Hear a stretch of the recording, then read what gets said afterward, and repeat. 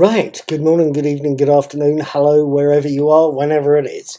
My name is Paul, I'm also called Knickknack. I am the brains behind the blog, Knickknack's Old Peculiar, behind Knickknack's Daily Teaser, which is a fun set of teaser quizzes you'll see here on YouTube and on the blog.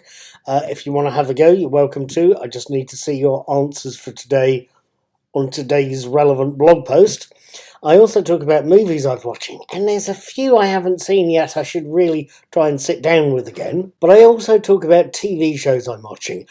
Right at the moment, Friday nights are seeing me watch the second series of Star Trek Strange New Worlds, which is really looking incredibly strong. Christina Chong as Lon Noonien Singh is quite something else, she really is. But that's kind of beside the point, because Monday nights see me watching Series 3 of The Mandalorian. That is indeed truly the way. Last night was 10th. Tonight I'm recording and uploading this to YouTube on Tuesday the 11th of July. And quite frankly, I've just seen Chapter 7 of Series 3 of The Mandalorian, called The Spies, and I wanted to tell you about it. Episode 7, Chapter 23 of The Mandalorian, The Spies, opens with a usual summary of earlier episodes and then shifts to show us the New Republic's capital, Coruscant, where Elia Kane, KTM O'Brien, the spy of the episode's title, is reporting to Moff Gideon, Giancarlo Esposito, and telling her boss that the pirates they sent to conquer Navarro had failed as they'd been beaten off by Mandalorians. Post-titles, he says, moving on. Post-titles, and after being shown a meeting of Imperial loyalists, we see Mandalorian forces led by Bo-Katan Kryze, Katie Sackhoff, arriving at Navarro, where they and Din Djarin, Pedro Pascal, the Mandalorian of the show's titles, are made welcome by the armourer, Emily Swallow. And in the welcome feast ordered by the armourer, we find out exactly what Bo-Katan's plans are. Nothing less than the complete reconquest of Mandalore itself. Things could get sticky, especially if something nasty's hiding in the ruins of the ancient Mandalorian homeworld. Sticky's not possibly the word. Now, brevity, fun, all sorts of words come to mind here.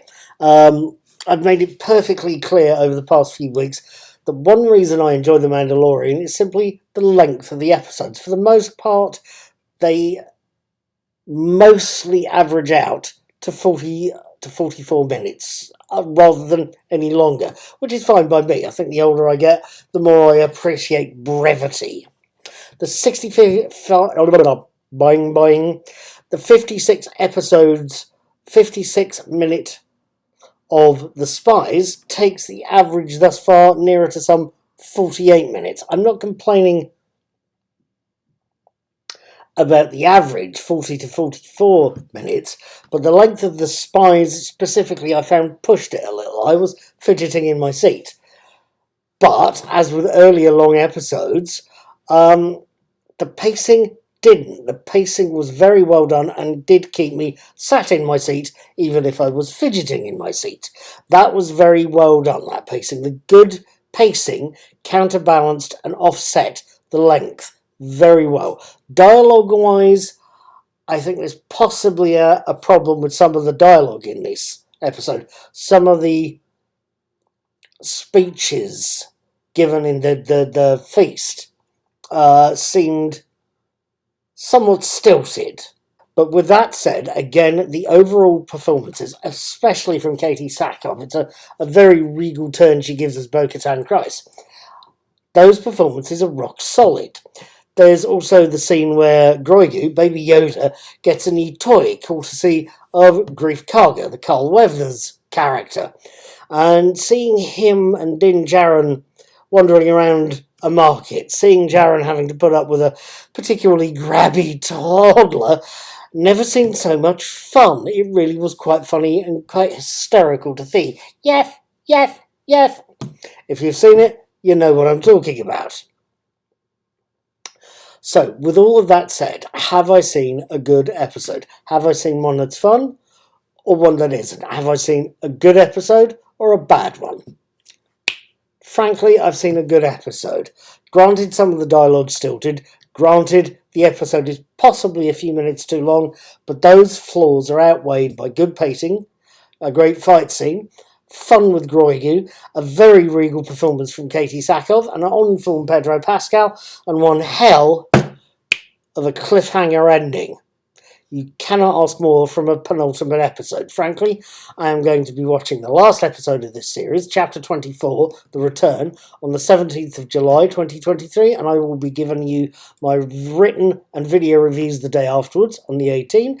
In between now and then, I will be watching the next episode of Star Trek Strange New Worlds, Charades, on Friday the 14th, and posting my written and video reviews of it by the 15th of July.